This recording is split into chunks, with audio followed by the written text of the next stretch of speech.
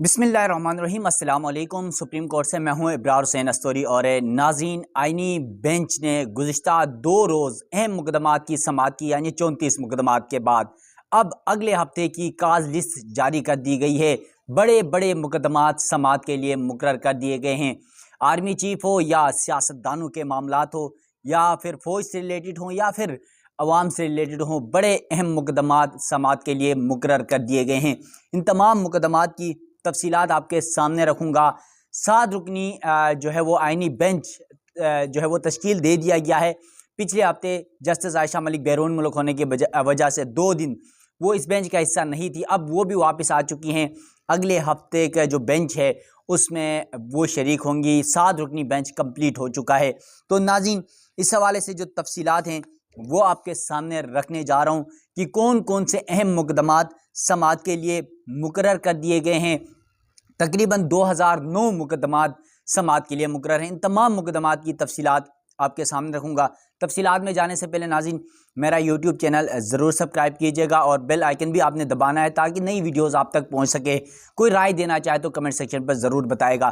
तो नाज़रीन, चलते हैं अपने वीडियो की तफसीलात की तरफ कि सुप्रीम कोर्ट का आइनी बेंच 26वीं आइनी तरमीम के बाद बनने वाले आइनी बेंच के सामने ऐसे कौन कौन से आइनी मुकदमात हैं जो समाअत के लिए मुकर्रर हुए, चाहे वो अवाम से मुतल्लिक हों, चाहे वो फ़ौज से मुतल्लिक हों, चाहे वो सियासतदानों से मुतल्लिक हों, चाहे आजकल पाकिस्तान तहरीक इंसाफ का जो मामला है उससे मुतल्लिक हों, इमरान खान से मुतल्लिक हों। बड़े बड़े अहम मुकदमात समाअत के लिए मुकर्रर कर दिए गए हैं। यानी 2009 मुकदमात। अगला हफ्ता ऐसा लग रहा है कि सुप्रीम कोर्ट में एक बुंजाल आने वाला है। पीर से होने वाले इस हफ्ते में कौन कौन से अहम मुकदमात हैं उसकी तफसीलात आपके सामने रखूँगा। नाज़रीन, जस्टिस अमीनुद्दीन खान जो आइनी बेंच के सरबराह हैं, उनकी सरबराही में ये 7 रुकनी बेंच तश्कील दे दिया गया है। इस बेंच में जस्टिस आयशा मलिक हैं, उसके बाद जस्टिस मोहम्मद अली मज़हर हैं, जस्टिस जमाल मंदुखेल हैं, जस्टिस हसन अज़हर रिजवी हैं, जस्टिस मुसरत हिलाली हैं और जस्टिस नईम अख्तर अफ़गान। ये 7 जजेस मुकदमात की समाअत करने जा रहे हैं। नाज़रीन, 2009 मुकदमात में जो सबसे इम्पॉर्टेंट 2 मुकदमात, जिनमें एक ही मुकदमे के अंदर बहुत सारी दरख्वास्तें हैं।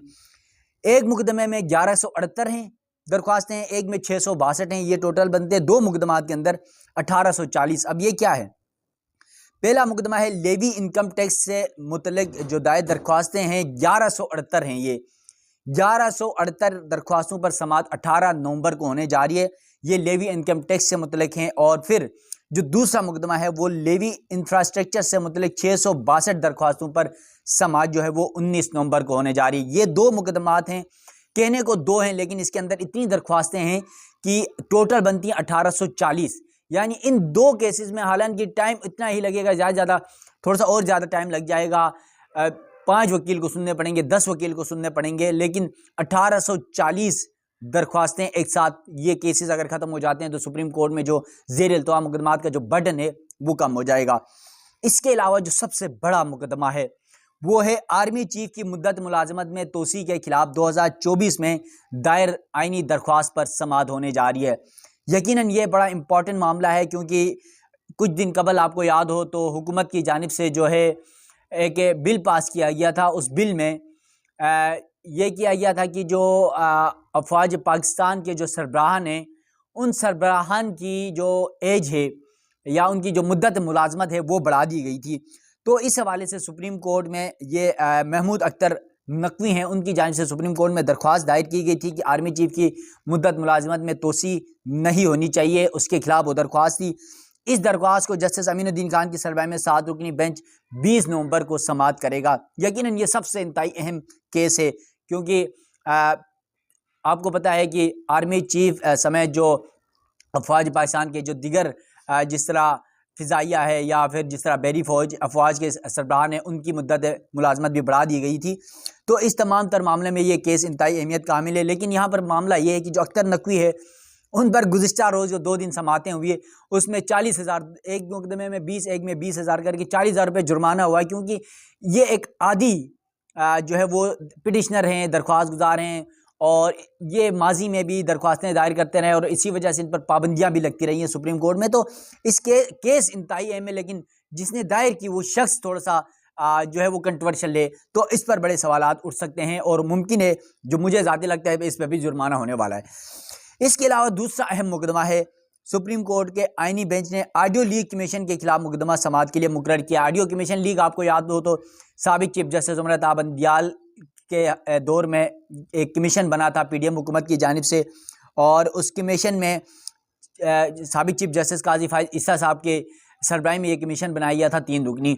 उन्होंने ऑडियो लीक्स के हवाले से कमीशन ने इंक्वायरी की थी। कोई 10 ऑडियो लीक्स का मामला था, खासतौर पर उस वक्त के चीफ जस्टिस उमर बंदियाल साहब की सास के हवाले से एक मुबीना वीडियो का मामला था, आबिद जुबैरी का था, परवेज़ इलाही का था, बहुत सारी वीडियो जो ऑडियोज़ हैं उनका मामला था। तो इस पर कमीशन तश्कील दिया गया था, लेकिन सुप्रीम कोर्ट ने बाद में उसको कलअदम करार दिया और उसे काम से रोक दिया था। तो ये केस दोबारा आईनी बेंच के सामने दोबारा मुकर्रर कर दिया गया है। और अब इस केस में जो है, इस केस में खासतौर पर जो दरख्वास्त गुजार हैं वो हैं इमरान खान हैं इस दरख्वास्त में, और फिर जो साबिक सदर हैं supreme court bar Abid Zubairi इस केस के दरख्वास्त गुजार हैं। इस केस की समाअत 21 नवंबर को सुप्रीम कोर्ट में 7 रुकनी आईनी बेंच करने जा रहा है। इसके अलावा जो नवंबर में केसेस होने जा रहे हैं उसमें है कि सिंध में मुबीना करप्शन के खिलाफ दरख्वास्त 20 नवंबर को समाअत के लिए मुकर्रर है। फिर सुप्रीम कोर्ट में बच्चों के अगवा और ह्यूमन ट्रैफिकिंग के खिलाफ दायर दरख्वास्त भी 21 नवंबर को समाअत के लिए मुकर्रर कर दी गई है, जिस पर 7 रुकनी बेंच समाअत करेगा आईनी बेंच। इसके अलावा खैबर पख्तूनख्वा के सरकारी स्कूलों की अबतर सूरत हाल के खिलाफ दरख्वास्तों पर भी 21 नवंबर को समाअत होने जा रही है। इसके अलावा मौजूदा वज़ीर आला सिंध मुराद अली शाह की नाअहली के लिए दायर दरख्वास्त पर समाअत भी 21 नवंबर को होगी। इसके अलावा अक्टूबर 2005 ज़िलज़िला मुतासिरीन की आबादकारी के मुकदमे की समाअत भी 22 नवंबर को होने जा रही है। और आपको पता है कि 2005 का जो ज़िलज़िला था उसमें जो लोग बहुत सारे लोग मुतासिर हुए थे और उनके अभी तक आबादकारी का जो मामला था उसके हवाले से ये केस है, तो ये समाअत के लिए मुकर्रर हुआ है। इसके अलावा जहाँ पर डैम्स के तामीर की बात हो रही है मुल्क में, एक तरफ दियामर बादशाह डैम बन रहा है, दूसरी तरफ जो है वो मोहम्मद डैम बन रहा है, तो वहीं पर एक और केस है नई गज डैम की तामीर के लिए दरख्वास्त है, उस पर भी समाअत 22 नवंबर को होने जा रही है। ये एक अच्छा साइन है कि डैम्स की तामीर के हवाले से केस। फिर नेशनल एक्शन प्लान पर अमल दरामद के लिए दायर दरख्वास्त की समाअत 22 नवंबर को होगी। यानी ये भी जो 6 रुकनी आईनी बेंच है ये इस केस को सुनेगा। इसके अलावा एक केस है 3 रुकनी बेंच में 18 नवंबर को आज़ाद उम्मीदवारों को सियासी जमात में शमूलियत लाजमी करार देने की दरख्वास्त भी समाअत के लिए मुकर्रर की गई है। ये वो केस है जिससे पाकिस्तान तहरीक इंसाफ सुन्नी इत्तेहाद कौंसल का जो है मामलात वाबस्ता हैं, पीटीआई के मामलात वाबस्ता हैं, क्योंकि ये दरख्वास्त आई है कि 18 नवंबर को इस केस की आज़ाद उम्मीदवारों को सियासी जमात में शमूलियत लाजमी करार देने की, यानी कोई भी आज़ाद उम्मीदवार हो तो वो सियासी जमात में लाजमी शामिल हो, इसके लिए ये दरख्वास्त आई है। तो ये भी इस केस में लाजमन पीटीआई के इंतखाबात के मामलात का जिक्र होगा। इसके अलावा एक और मुकदमा है इसी पीटीआई से रिलेटेड सुन्नी इत्तेहाद कौंसल के हवाले से। सुन्नी इत्तेहाद कौंसल को पार्लिमानी पार्टी डिक्लेयर करने के खिलाफ दरख्वास्त 20 नवंबर को समाअत के लिए मुकर्रर है। यानी पार्लियामेंट में जब पीटीआई को सुप्रीम कोर्ट से फैसला आया पीटीआई का, तो सुन्नी इत्तेहाद कौंसल के नाम पर पीटीआई पार्लियामान में गई और फिर पार्लियामान में बड़ी तगदो बड़ी कोशिशों के बाद पीटीआई के जो आज़ाद उम्मीदवार सुन्नी इत्तेहाद कौंसल में शामिल हो गए थे, उस दौरान सुन्नी इत्तेहाद कौंसल को पार्लिमानी पार्टी डिक्लेयर किया गया कौमी असम्बली की जानिब से, तो उसके खिलाफ दरख्वास्त भी सुप्रीम कोर्ट में दायर की गई थी, वो भी 20 नवंबर को समाअत के लिए मुकर्रर की गई है। इसके अलावा सुप्रीम कोर्ट में के आईनी बेंच के सामने ज़ेर ज़मीन पानी, जो ज़ेर ज़मीन पानी निकालती हैं कंपनियां या जो फैक्ट्रियां निकालती हैं या जो बड़े बड़े कारोबारी लोग निकाल कर इसके हवाले से कारोबार करते हैं जैसे मिनरल वाटर के नाम पर, उनके वाजिबात और अदायगियों से मुतल्लिक़ ये केस है। इस केस को भी समाअत के लिए मुकर्रर कर दिया गया है। इस केस का जो है 7 रुकनी बेंच 21 नवंबर को समाअत करेगा। फिर पाकिस्तान तहरीक इंसाफ की जानिब से सिंध लोकल गवर्नमेंट एक्ट के खिलाफ दरख्वास्त भी मुकर्रर कर दी गई है और आईनी बेंच इस केस की समाअत 20 नवंबर को करेगा। इसके अलावा पाकिस्तान तहरीक इंसाफ पीटीआई की जानिब से 2017 की मरदमशुमारी और हल्का बंदियों पर इलेक्शन करवाने की दरख्वास्त 20 नवंबर को होगी। यानी ये वो दरख्वास्त थी 2017 की मरदमशुमारी के तहत की 2024 से इंतखाबात हुए, उससे पहले पीटीआई ने ये मुतालिबा किया था, ये दरख्वास्त दायर की थी कि नई मरदमशुमारी के बजाय 2017 की जो मरदमशुमारी है उसके तहत इंतखाबात करवाए जाएँ लेकिन अब ये इंतखाबात भी हो चुके हैं तो मुमकिन तौर पर यह दरख्वास्त तो वैसे भी गैर मौसर हो चुकी है, अब इसका कोई फ़ायदा नहीं है। तो ये है हमारी अदालतों का मामला। फिर है MQM की छठी मरदमशुमारी करवाने की दरख्वास्त 20 नवंबर को समाअत के लिए मुकर्रर है। यानी MQM चाहती है कि मरदमशुमारी दोबारा से हो और दुरुस्त तरीके से हो। ये दरख्वास्त भी समाअत के लिए मुकर्रर है, 20 नवंबर को समाअत होने जा रही है।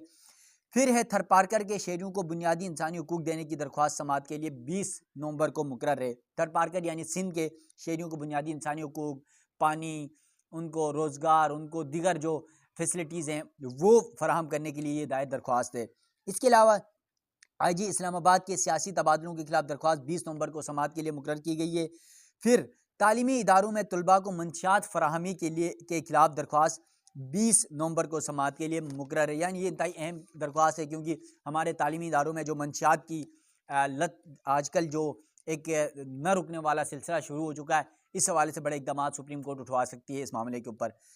इसके बाद एक और केस है, वज़ीर-ए-आज़म शहबाज शरीफ के बेटे साबिक़ वज़ीर आला हमज़ा शहबाज बनाम साबिक़ वज़ीर आला परवेज़ इलाही, इस केस की समाअत भी जो है वो होने जा रही है सुप्रीम कोर्ट में आइंदा हफ्ते 7 रुकनी बेंच के सामने। फिर है 50% से कम वोट इलेक्शन में लेने वाले उम्मीदवार को कामयाब करार न देने की दरख्वास्त है एडवोकेट चौधरी इकराम की, इसके हवाले से भी समाअत होने जा रही है। इसके अलावा जो इस्लामाबाद रावलपिंडी में मीडिया टाउन है पिंडी के अंदर, इस मीडिया टाउन को गैर कानूनी करार देने के खिलाफ दरख्वास्त दायर की गई थी, उस पर भी आइंदा हफ्ते 7 रुकनी आईनी बेंच समाअत करेगा। बोल न्यूज़ के मुलाजमीन की तनख्वाहों की अदम अदायगी से मुतल्लिक़ केस की समाअत भी होगी। सुप्रीम कोर्ट के जजेस की तनख्वाहों और पेंशन के हवाले से जो मुकदमात हैं उन पर भी समाअत आईनी बेंच करेगा। जजेस के पार्लियामान में खिताब या तकरीर करने के खिलाफ दरख्वास्त पर भी समाअत होगी। ये केस भी आपको याद हो तो ये साबिक़ चीफ जस्टिस काजी फाइज ईसा से के हवाले से मामला भी सामने आया था कि PDM हुकूमत ने जब काजी फाइज ईसा साहब को वहाँ पर बुलाया, पार्लियामेंट में बुलाकर उनसे तकरीर करवाई और उस तकरीर से ये एक तासुर दिया गया, उस पर बड़ी बेस मुबाहिसा कयास आराइयाँ हुई कि PDM ने काजी फाइज साहब को इज़्ज़त देने के लिए ताकि PTI के खिलाफ फैसले दे, PTI के खिलाफ जाए और अपनी फेवर में जाए, इसलिए वहाँ पर इज़्ज़त दे के ले गए और एक जज को पार्लियामान में खिताब करने का मौका दिया गया। ये नहीं होना चाहिए था, वो पार्लियामान सियासी लोगों की तकारीर के लिए होती है, एक जज को नहीं करना चाहिए था। तो इस तरह के मामला थे, तो इन तमाम किसी भी जज को पार्लियामेंट के अंदर तकरीर से रोकने के लिए ये दरख्वास्त सुप्रीम कोर्ट में है। इसके अलावा बैरूनी कर्जों की वापसी के लिए फ़र्ज़ कायम करने से मुतल्लिक़ दरख्वास्त है, ये भी बड़ी इंतहाई अहम दरख्वास्त है कि पाकिस्तान देखें ना, IMF है या दीगर ममालिक से कर्ज़े तो ले रहा है, लेकिन उस कर्ज़े की वापसी के लिए कोई मैकेनिज़्म इतना इस कदर मजबूत मैकेनिज़्म तय नहीं है और हमारे मुल्क में इतना कर्ज़ों का बोझ चढ़ चुका है कि आज का हर फर्द जो है वो लाखों का मकरूज़ हो चुका है दुनिया का। और पाकिस्तान जैसा तरक्की याफ्ता, पाकिस्तान जैसा ज़री मुल्क, पाकिस्तान जैसे नेमतों से माला माल मुल्क आज कर्ज़ों पे डूबा हुआ है। आज हम IMF और दीगर ममालिक के कर्ज़ों के बगैर चल नहीं सकते हैं। तो यकीनन इस तरह के मामलात पर जो है आईनी बेंच के सामने ये मुकदमा लगा हुआ है फ़ंड्स कायम करने के लिए। तो देखते हैं कि इस मुकदमे में भी क्या कुछ होने जा रहा है। यकीनन सुप्रीम कोर्ट में आईनी बेंच अगले हफ्ते से यानी 18 से पीर से जाकर जुम्मे तक जो 5 दिन आएंगे, इसमें आईनी बेंच समाअत करेगा और 2009 मुकदमात की समाअत होगी। यकीनन ये बड़ा अच्छा इक़दाम है कि 2009 मुकदमात अगर सुने जाते हैं, उनमें से अद्धे भी अगर निपटा दिए जाते हैं तो यकीनन एक सरप्राइज़ होगा ये आईनी बेंच के तश्कील के हवाले से। यकीनन हम क्रिटिसिज्म भी करते हैं कि आईनी बेंच को बाद में सुनना चाहिए था, दोपहर के बाद मुकदमात सुनना चाहिए था, आम मुकदमात बाद में सुनना चाहिए था, लेकिन ये शुक्र आज भी ज़रूर है कि आईनी, सियासी और पॉलिटिकल और बुनियादी हुकूक से मुतल्लिक़ मुकदमात के सामने आम साइलिन के जो मुकदमात हैं वो उसके बोझ तले दब चुके हैं।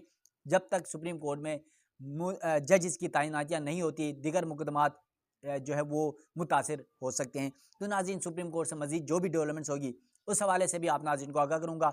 मुझे दीजिएगा इजाज़त। अल्लाह हाफ़िज़।